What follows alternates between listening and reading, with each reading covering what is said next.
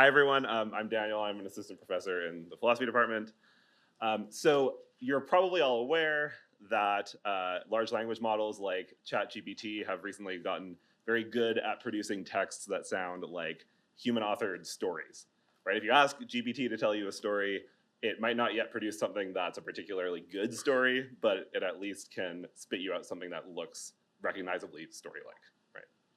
And this has led to an explosion of discussions in both academic and popular work. Researchers have, for example, been trying to investigate the quality of LLM stories, how they compare to human stories along various dimensions. And the media has been pondering questions about, for example, whether LLMs might start replacing human storytellers. Now, something to notice here is that all those discussions have something in common. They share a fundamental assumption, which is that when you ask LLMs to write stories, the texts they produce actually count as genuine stories. Right? And that's the assumption that I'm interested in interrogating in some of my recent work. So I'm interested in conceptual questions about like the nature of storytelling, right? When LLMs produce text, are they actually engaging in storytelling? Can they actually produce things that we should call true stories?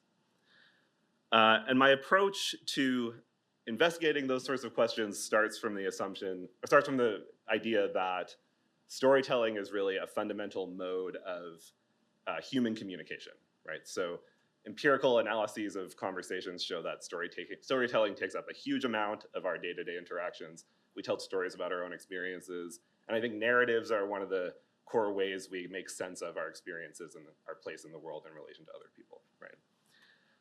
And so to understand what storytelling is, I think it's necessary to understand the function that storytelling plays in human communication, right? Specifically, the function that differentiates it from other modes of communication. So what's the function of storytelling that makes it different from modes of communication like asking questions or giving instructions or giving someone advice, right? And so in my view, what's fundamental about storytelling is that it has the function of engaging audience emotions in certain ways. For example, we tell stories that arouse audience emotions and bring them along certain kinds of emotional arcs from beginning to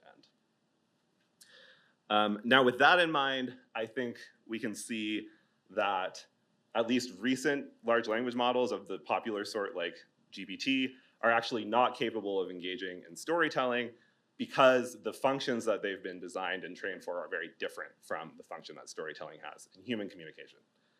They're trained to do things like predict the next word in a sentence, to produce texts that are truthful, and to produce texts that are helpful and harmless for human users that are generating them.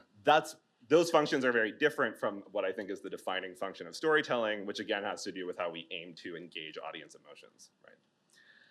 So with that in mind, one thing that I've been trying to argue is that when LLMs produce texts, because they're not actually engaged in the communicative act of storytelling, it's not quite right to call the things they produce stories, right? When we say GPT wrote this story for me, or when we have tried to evaluate its qualities as a story in terms of creativity and emotional depth and things like that, we're actually kind of making a mistake because these things they're producing don't actually count as genuine stories in the first place.